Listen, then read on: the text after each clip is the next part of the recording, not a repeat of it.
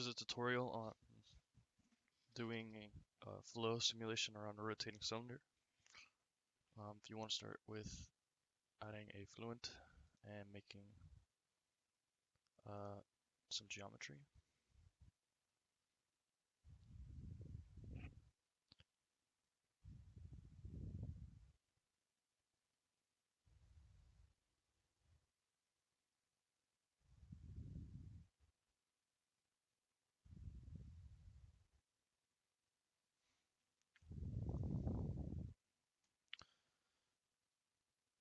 Once that pops up, you want to make a little circle in the middle of your thing.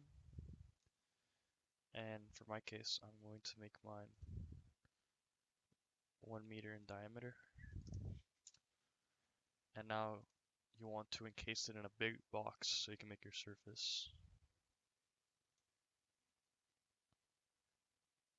And then you want to make this area pretty big, so I'm gonna try, and since this is rotating, I'm gonna make mine like very square, so it can be equal. So yeah, I think I made this length like 20. That's probably too much, honestly. What did I just 15? 15. This side 15, and then this to 15, and this to 15.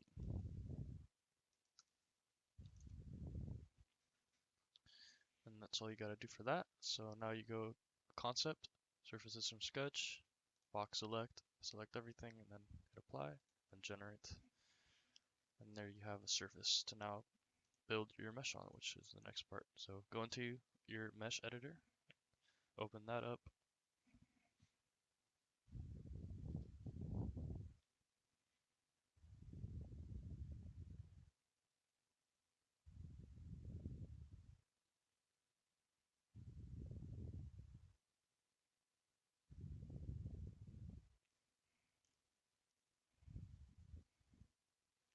Now that you have that, oh, this design model there. Once you have the mesh open, you have to now make this into a very nice, like fine mesh. And to start, this is not very good. So the first thing you want to do is make a method to mesh. And I like to use the triangles method, which I think helps with making the curve of this nicer than if you had used the quadrilateral dominant. So it looks more like that. It follows the edge of the circle better. And then you want to do edge slicing around the circle and hit apply. And then change this. I'm going to change this to number of divisions and put like 100. That'll probably work. And make sure you change capture curvature to no and the behavior to hard. I don't know why, it just makes it work. So after that, this is pretty much all we're gonna need. And then now since we're trying to get rotation around this circle, it's important that we get a really fine mesh around this cylinder circle to get good results. So you want to select this, apply that geometry. So your boundary is the edge, then it's on the surface. So I do the inflation option first, layer thickness, and I think I did like half a millimeter, and I did like maybe 120 layers or so. I can't remember what I did for because I did this for a project, and or I have to make this video for a project, so it was something like this. This is probably too much.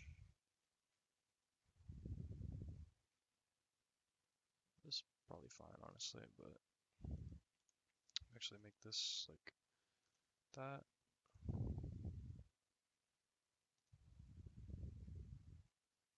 This is too little.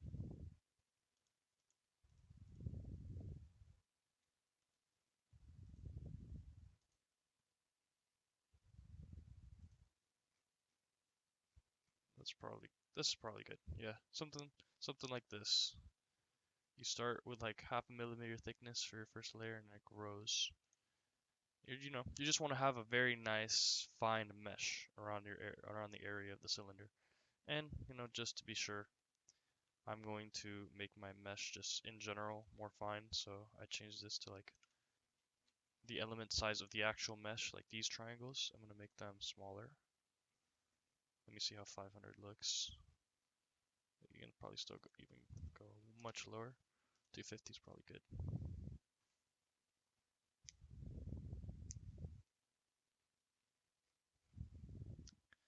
That's probably fine. I'm just gonna change it to this. You can, it can be pretty, as long as it runs on it, honestly, it can be as small as you can make it. The smaller the better. So, yeah. This might be too small though, because it's, okay, there it goes. Yeah, something like this, very fine mesh, so everything should be fine, but this is the area that we're really, because like there's so many segments of information that can be gotten from this. So that's why it's very important to have something like this. And then after that, you just update your mesh. And now you go to Fluent setup page and double position and then 4 processes. So you can use your graphics card.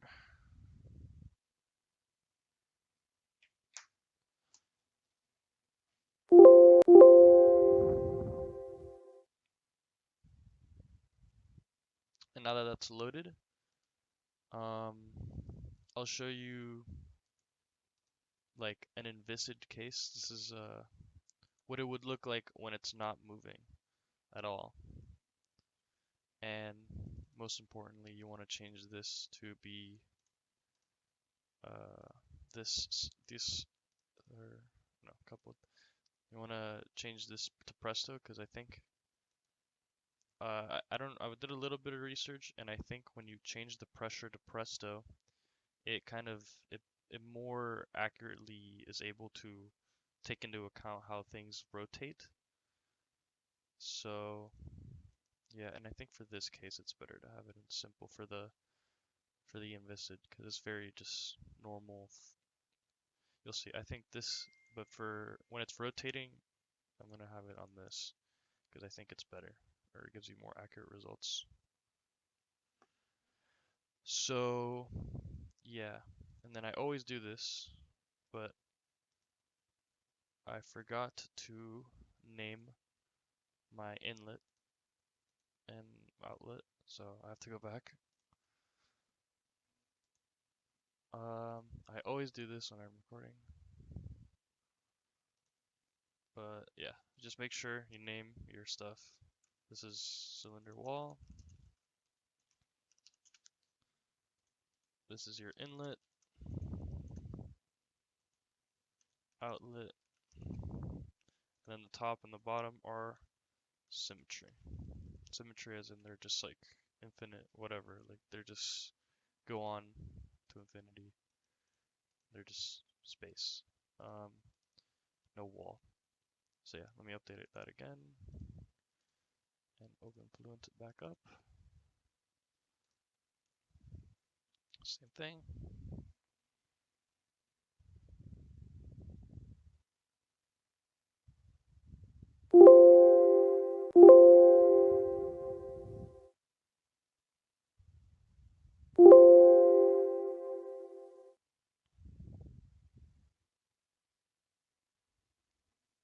I don't know. Okay, so now that we have an inlet, I'm gonna make mine 5 meters per second, And then my wall should be, since we're doing inviscid, you can't do anything for the rotation, so it just stays like that.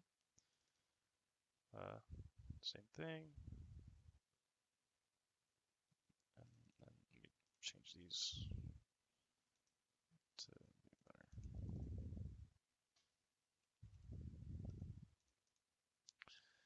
Okay, now all you need to do is initialize. I do more initializations, so to just make sure that it goes to what I need it to be, and then I just do like 500 iterations or so, I don't know, something like that. Just let it do its thing. Hopefully it shows the data correctly the first time around. Just seems like it will because it's converting.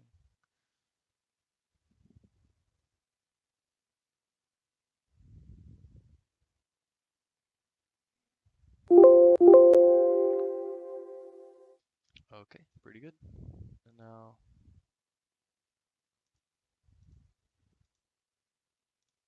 just to show you, uh,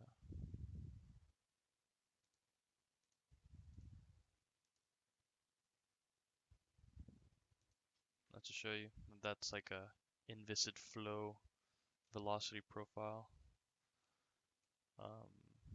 Yeah, something like that. If you want like the streamlines, then this is the way I do it. So you have this cool formation here,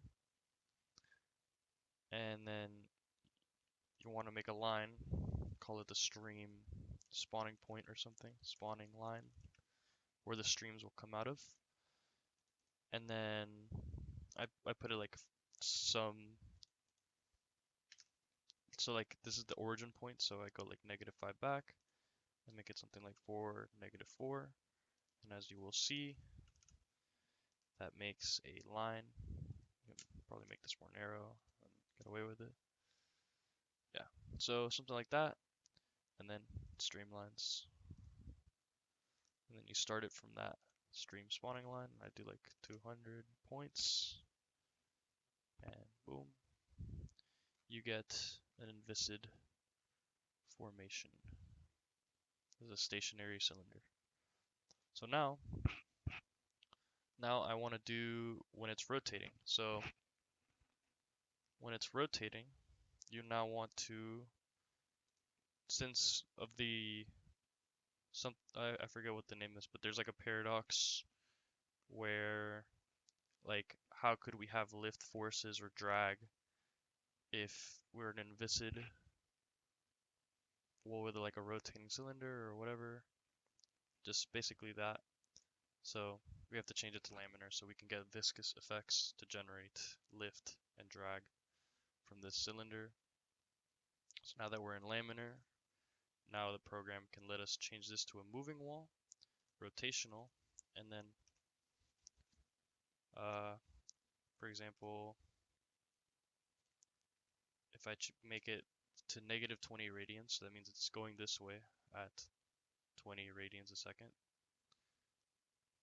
then we're gonna get, so now I changed this to coupled because I think it's able to better capture the effects, but the graph doesn't converge, at least when I tried to, it didn't. But it did look right, or did look what I would have expected it to look like, but it just doesn't converge. I don't know what the deal with that is, um, but it looks semi to what I want it to look, which is this stuff. So when I set it to -20 radians, it's this. It should look something like this.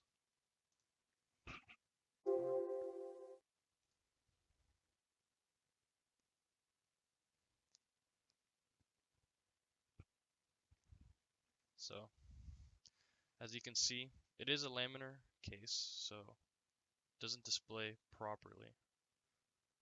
But it does look like what we want it to look like.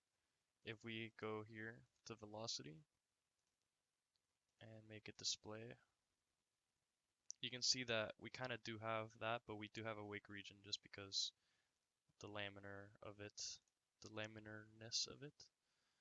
I think actually maybe if I increase this a little bit more, I can probably get it to look better.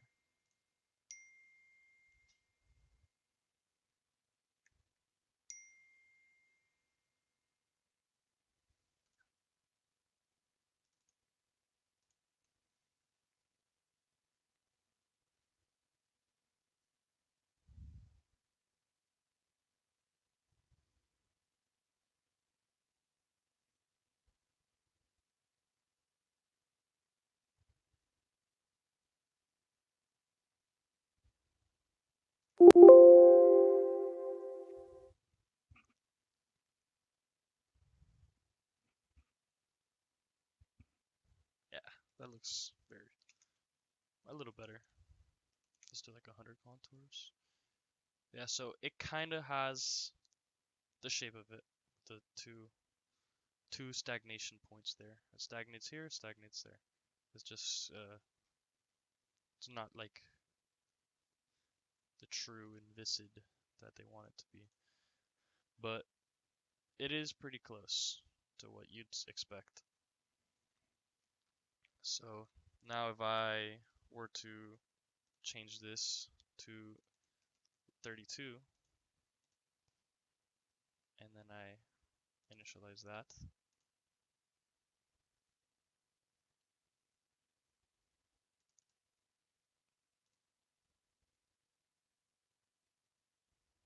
because so this 4 pi v infinity r, when I take the values from mine simulation, I get 32. So I made my radians per second 32, so I'd get equal uh, circulation. That's why I chose 32.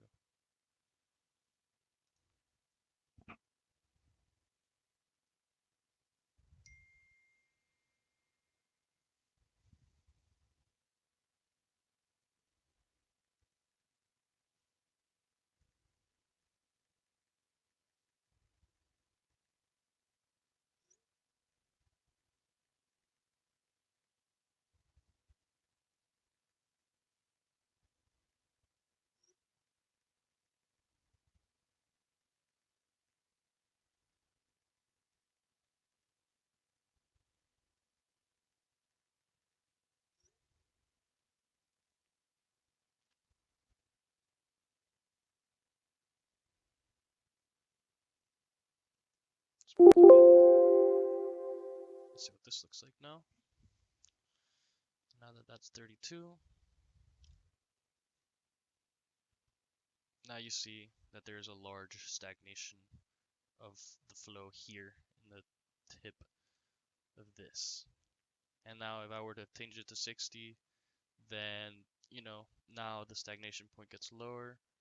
And instead of, I'm not going to recalculate it again, but if you change it to 60, then it looks something like this, where the stagnation point gets even lower, while when it's 32, it looks very close to the wall of the cylinder. So that's basically all you need to do.